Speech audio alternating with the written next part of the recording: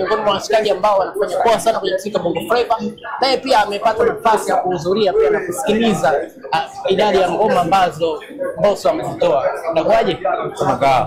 Kwanza nikupe hongera kwa moja ya miongoni mwa washikaji ambao wamekuja kusikiliza kazi ya msanii mwenzako pia umejitoa. Hongera sana. Shukrani sana. Labda nataka nifahamu kutoka kwako, kwa sababu umepata nafasi ya kusikiliza baadhi ya ngoma za Mbosso. Vipi kwa upande wako? EP ni kali, nyimbo 7 zote ni kali, lakini kila mtu anakuwa na zile favorites zake. Mimi kama mtu ambaye pia ni msanii na anafanya muziki kidogo nakuwa no. Dakika mbili tu hapo. Poa. Kwa hiyo na appreciate sana kitu ambacho kimefanyika. Ni moja kati ya EP kali sana ambayo imejaa mawe, lakini pia mimi nimeondoka na favorites zangu. Moja kati ya wimbo ambao ni noma sana, yani lines to lines noma sana, power. Wimbo mwingine ni ule nadhani una jina fulani la Kihindi lakini kilichopo ndani sio Uhindi.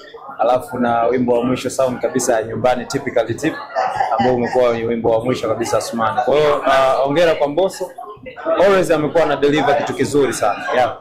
Na comeback ya Mbosso baada ya kutoka kwenye lebo ambayo alikuwa yupo anafanya nayo kazi, na namna ambavyo ametoa EP, na kama ulivyosema pia amebahatika kusikiliza ngoma moja ambayo ni kali kinoma noma. Kwako, kwa comeback yake na kwenye hiki ambacho anakifanya, kwako inaleta picha gani kwamba msanii pia akiwa peke yake anaweza kufanya makubwa zaidi?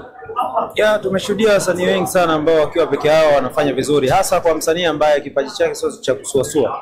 Yaani unakuwa hauna mashaka naye, muda wote anaweza kutengeneza muziki wa aina yoyote, akaandika chochote kwenye beat ya aina yoyote na watu wakapenda. Kwa hiyo watu wanachokipenda ni muziki wa msanii. Muziki Mbosso anao na ameendelea kuonesha kwamba muziki anao na anaweza kutengeneza zaidi na zaidi na zaidi. Kwa hiyo mimi sina shaka na yeye kuwa independent artist. Ni hatua tu katika maisha na ukuaji pia. Yeah.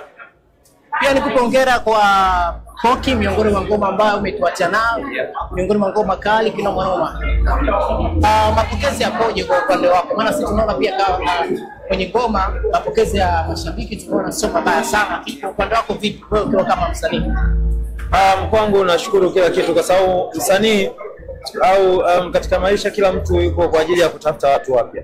Kuna watu wengine ambao tayari wapo wanakuamini, unaendelea kuaminisha watu wengine au kuwatafuta watu wengine waendelee kukuona zaidi.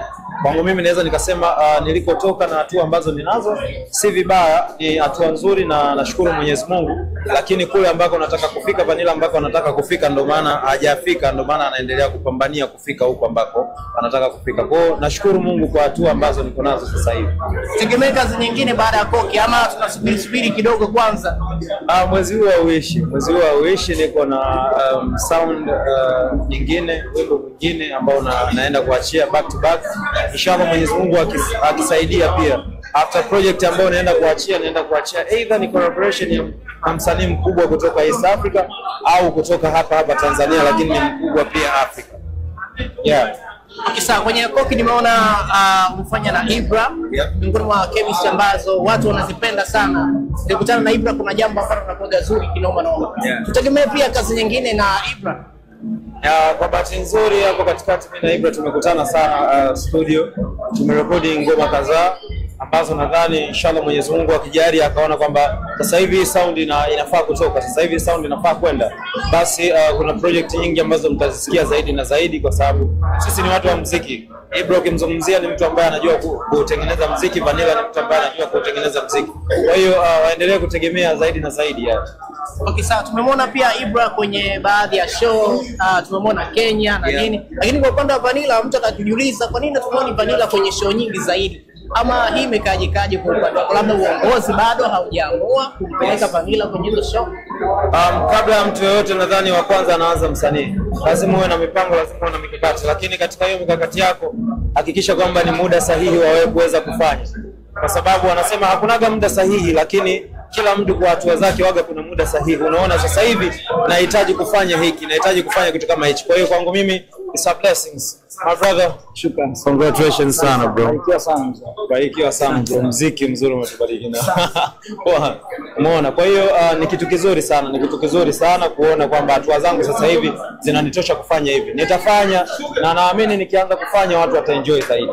Yeah. Basi mimi nikupe hongera pia na pia nikutakia sana. Shukran.